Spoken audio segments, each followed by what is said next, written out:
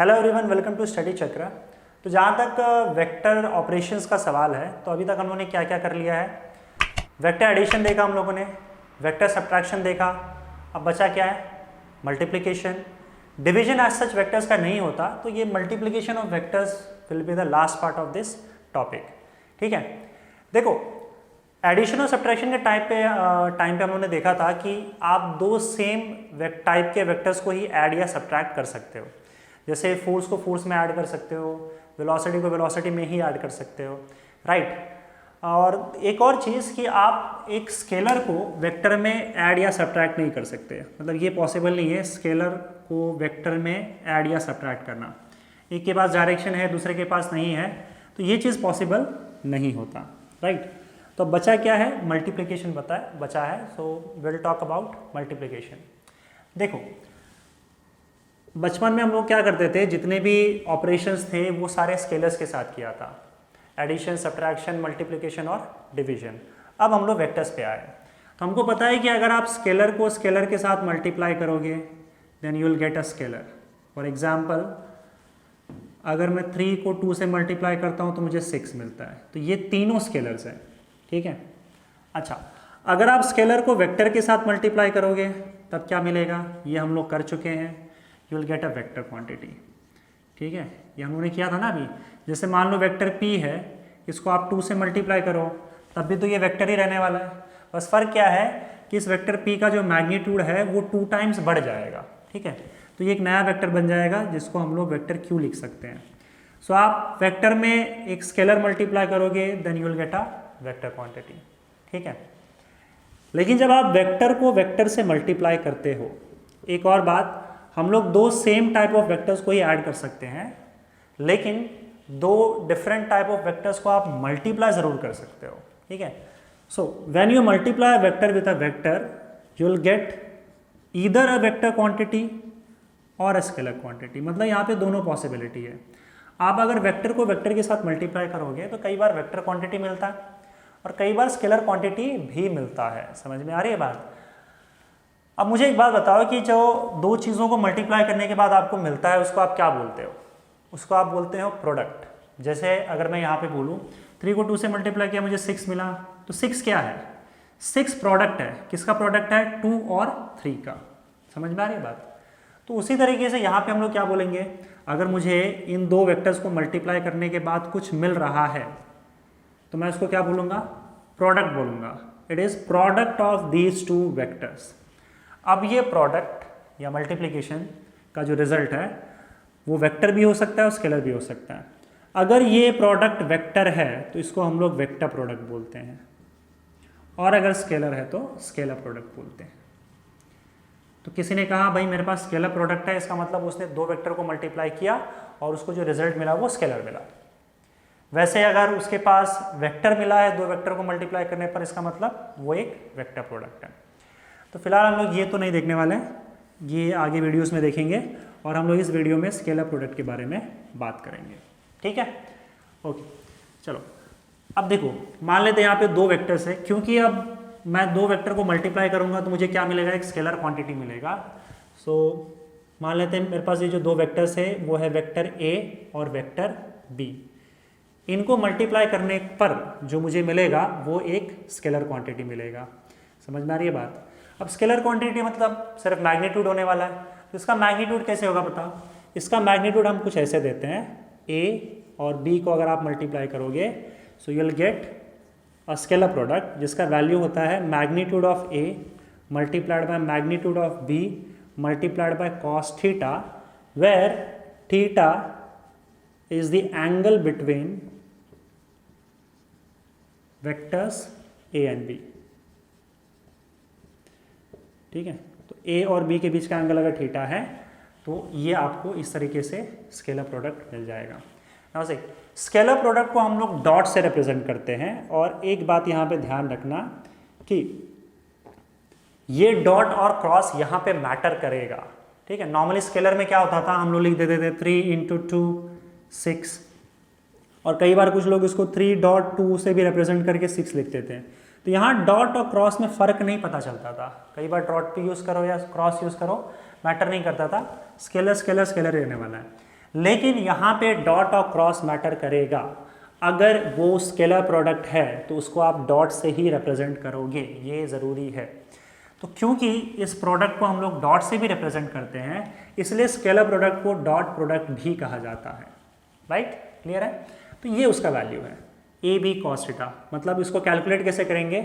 पहले वेक्टर का मैग्नीट्यूड, दूसरे वेक्टर का मैग्नीट्यूड, और उसके बाद उन दोनों के बीच में जो एंगल होगा उसका कोसाइन ले लेना है। ठीक है, जैसे फॉर एग्जांपल मान लो मेरे पास दो वेक्टर्स हैं ऐसे, this is vector A, this is vector B.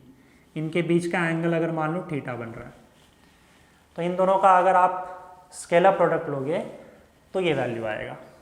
Clear है? अच्छा, अब इसका एक्चुअली मीनिंग क्या है और क्या एग्जाम्पल है वो हम लोग चेक कर लेते हैं। देखो, इसका एग्जाम्पल हम लोग देख सकते हैं वर्क डन। ठीक है, वर्क डन क्या है? ये क्या होता है बताओ? It is nothing but force and displacement का product. Work done is the product of force and displacement. तो फोर्स एक वेक्टर क्वांटिटी है, डिस्प्लेसमेंट एक वेक्टर क्वांटिटी है। तो अगर आप फोर्स और डिस्प्लेसमेंट को मल्टीप्लाई करोगे तो आपको मिलता है वर्क डन। लेकिन वर्क डन जो है it is a scalar quantity. So आपने वेक्टर को वेक्टर से मल्टीप्लाई किया और आपको क्या मिला? स्केलर मिला। ठीक है, तो इसका मतलब work done is a scalar product. Work done क्या है? प्रोडक्ट है ना। किसका प्रोडक्ट है? ये दो वेक्टर्स का, फोर्स और डिस्प्लेसमेंट का। सो work done is a scalar product या फिर dot product of force and displacement. और इसको आप लिखोगे कैसे? इसको आपको लिखना कैसे? देखो यहाँ पे, if W is work done, that work done is equal to force vector के फॉर्म में, डॉट लिखना है डिस्प्लेसमेंट, यही फॉर्मूला आएगा। समझ में आ रही है बात? ऐसे लिखना है इसको। So work done is a dot product और scalar product of force and displacement. और जब इसका मैग्नीट्यूड आपको चाहिए then it will be F magnitude of force multiplied by magnitude of displacement multiplied by cos theta, where theta is the angle between force and displacement. मान लो force यहाँ लग रहा है, बॉडी का डिस्प्लेसमेंट यहाँ हो रहा है, इनके बीच का एंगल जो थीटा है ये थीटा है, तो आपको वर्क डन का ये फॉर्मूला मिल जाएगा। समझ में आ रहा है? अच्छा, आप बोलोगे हमने तो work done is equal to force into displacement पढ़ा था। देखो, ये स्पेशल केस है। ये कब होगा? जब फोर्स डिस्प्लेसमेंट के डायरेक्शन में होगा। अगर मान लो फोर्स डिस्प्लेसमेंट के डायरेक्शन में लग जाए कुछ इस तरीके से, यहाँ फोर्स है, यहाँ डिस्प्लेसमेंट है, तो दोनों का डायरेक्शन सेम हो गया, तो इस केस में क्या होता है ना, एंगल आपका 0 डिग्री हो जाता है।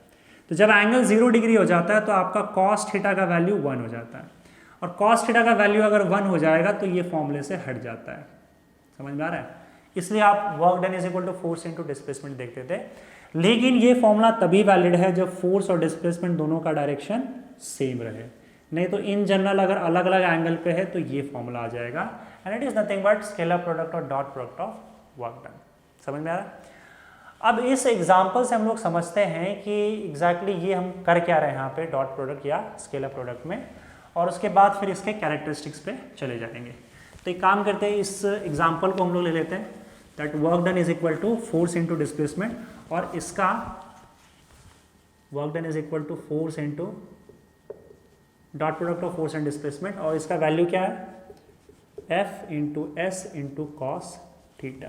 ठीक है, इसको हम लोग ऐसे भी लिख सकते हैं, एफ कॉस थीटा मैंने ऐसे ले लिया क्योंकि सब नंबर्स ही है, मल्टीप्लाइड बाय एस। इसको थोड़ा समझो। देखो, अगर सपोज करो यहाँ पे मान लो एक ऑब्जेक्ट रखा हुआ है, बहुत ही हैवी ऑब्जेक्ट रखा है, ठीक है, इसको पुल करके आगे ले जाना है, और यहाँ पे एक बंदा है जो इसको खींच रहा है। वो कैसे खींच रहा है? इसको इस तरीके से खींच रहा है, ठीक है, यहाँ से।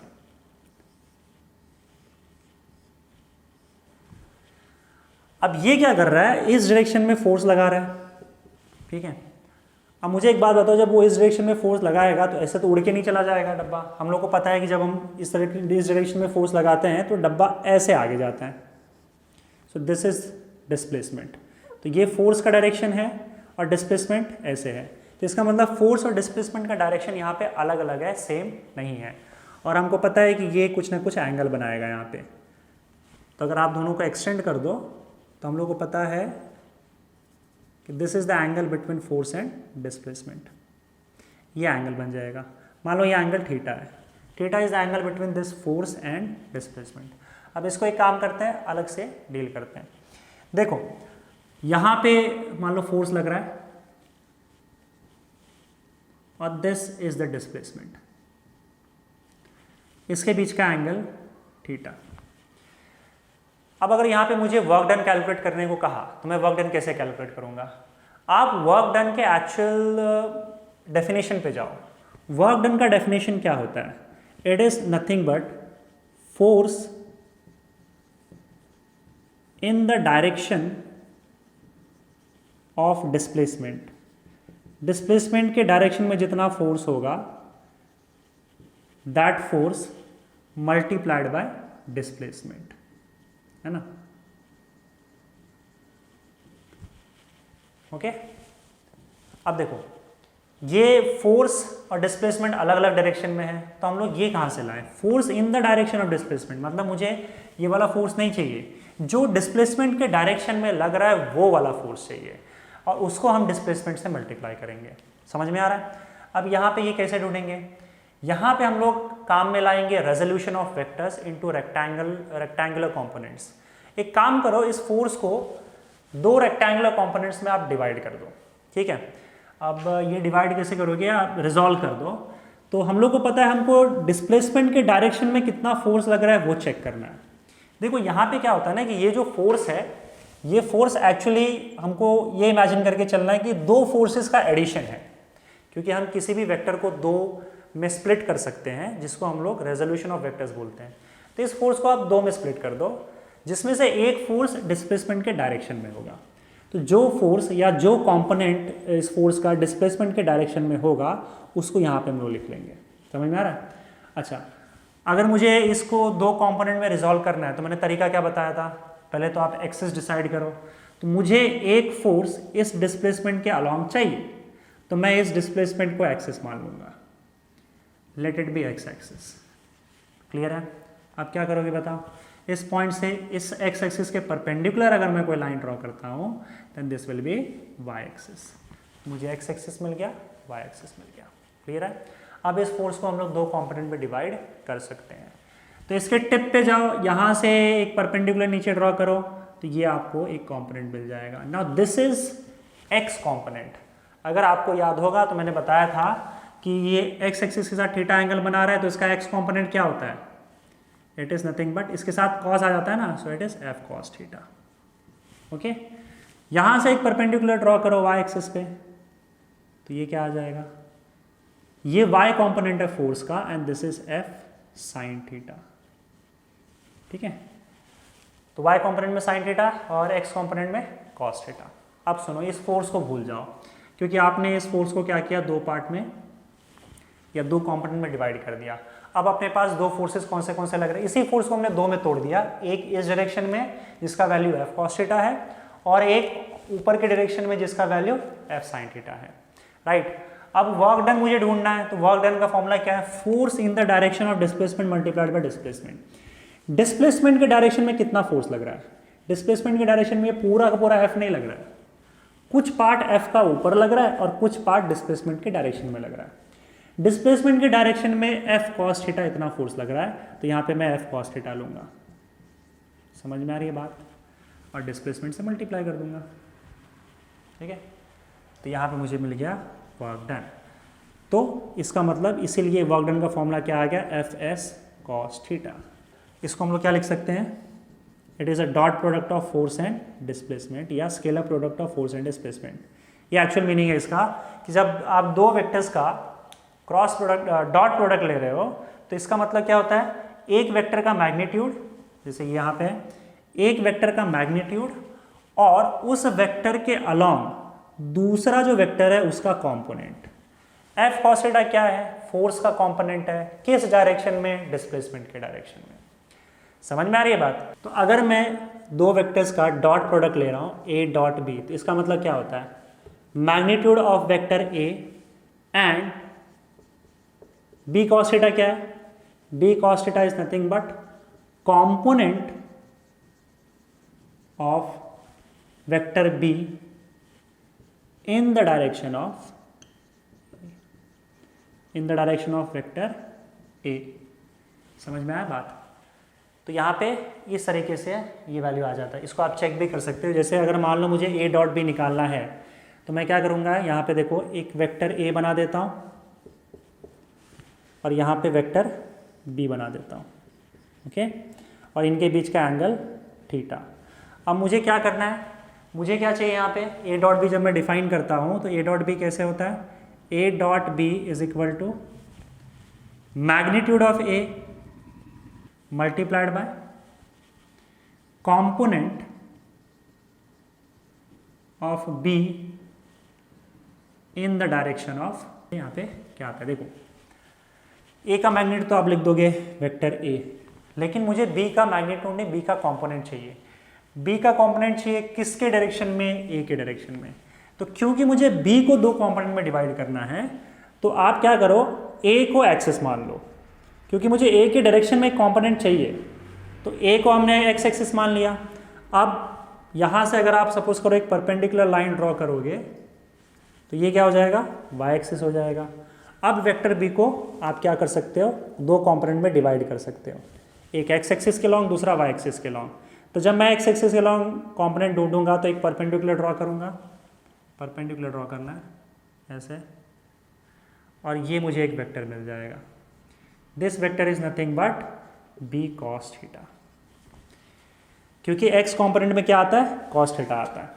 अच्छा, यहाँ से अगर मैं एक परपेंडिकुलर ड्रॉ करूँ तो क्या मिल जाएगा मुझे, इसका y कंपोनेंट मिल जाएगा, and this is nothing but b sine theta. समझ में आई बात? अच्छा, अब यहाँ पे देखो हमको यहाँ पे क्या चाहिए, कंपोनेंट ऑफ b, b का कंपोनेंट चाहिए, लेकिन b का दो कंपोनेंट, एक x एक्सिस के अलॉन्ग है और दूसरा y एक्सिस के अलॉन्ग है। मुझे कौन सा चाहिए, which is in the direction of vector a। तो वेक्टर a के डायरेक्शन में कौन सा है, x कंपोनेंट है ना, तो हम x कंपोनेंट लेंगे, so it will B b cos theta. Meaning समझ में आया, ए डॉट बी का क्या मतलब होता है? अच्छा, ए डॉट बी तो हमने निकाल लिया। अब मुझे एक बात बताओ, अगर मुझे बी डॉट ए निकालना है तब मैं क्या करूँगा? तो फॉर्मूला तो वही हो जाएगा ना, बी डॉट ए का भी, it will B magnitude of किसका, पहले बी लिया ना तो बी ले लेते हैं, multiplied by component of A in the direction of B। चलो इसको देख लेते हैं आप। अब यहाँ पे क्या करना है ना, यहाँ पे अब हम लोग को A का कंपोनेंट चाहिए, तो हम A को दो कंपोनेंट में डिवाइड करेंगे। इसको मैं थोड़ा सा यहाँ पे रब कर लेता हूँ और फिर से वो वेक्टर्स बना देते हैं। अब बताओ क्या करना है मुझे क्या करना है, यहाँ पे वेक्टर A का कंपोनेंट चाहिए, तो वेक्टर A को दो कंपोनेंट में डिवाइड करूँगा और एक कंपोनेंट मुझे B के अलॉन्ग चाहिए। So I will take this as X axis, इस बी के अलॉन्ग मुझे एक्स एक्सिस ड्रॉ कर देना है। फिर से इस टेल वाले पार्ट पे परपेंडिकुलर ड्रॉ करोगे तो आपको वाई एक्सिस मिल जाएगा। ना वेक्टर वो ए को दो कंपोनेंट में डिवाइड करो, एक्स एक्सिस के अलॉन्ग आएगा तो यहाँ से टिप से एक परपेंडिकुलर ड्रॉप करो, this is nothing but vector A का एक्स कंपोनेंट। क्या आएगा इसका वैल्यू बताओ, ए कॉस थीटा, क्योंकि एक्स कंपोनेंट में कॉस थीटा आता है। अच्छा, यहाँ से अगर सपोज करो आप एक परपेंडिकुलर ड्रॉ कर दोगे तो ये क्या आ जाएगा, ए साइन थीटा, इसका y कंपोनेंट। ओके, अब हमको चाहिए क्या, वेक्टर b का magnitude and component of a in the direction of b। Component of a का कंपोनेंट चाहिए, दो कंपोनेंट है y और x, लेकिन हमको कौन सा चाहिए, जो b के डायरेक्शन में है। b के डायरेक्शन में क्या है, x कंपोनेंट है, a cos theta, so it will B a cos theta. So this is the value of b dot a। ठीक है, समझ में आया डॉट प्रोडक्ट का क्या मतलब होता है, कंपोनेंट वाइज। अच्छा, कई बार ना यहाँ पे कंपोनेंट की जगह प्रोजेक्शन लिखा रहता है तो वो भी चल जाएगा, दोनों का मीनिंग एक ही हुआ। अगर आपको किसी ने कहा कि भाई एक प्रोजेक्शन है तो प्रोजेक्शन का मतलब भी वही होता है। ठीक है, तो या तो प्रोजेक्शन बोल लो या फिर कंपोनेंट बोलो। प्रोजेक्शन मतलब क्या, जैसे वेक्टर ए के ऊपर अगर मैंने टॉर्च से लाइट डाला तो वो यहाँ पे कितना शैडो क्रिएट करेगा, तो इतने पार्ट में शैडो क्रिएट कर पाएगा, तो वही उसके कंपोनेंट की बात हो गई। तो कंपोनेंट बोला या प्रोजेक्शन बोला, दोनों का मतलब एक ही होता है यहाँ पे, राइट। तो ये मीनिंग था स्केलर प्रोडक्ट का, जिसको हम लोग डॉट प्रोडक्ट भी बोलते हैं।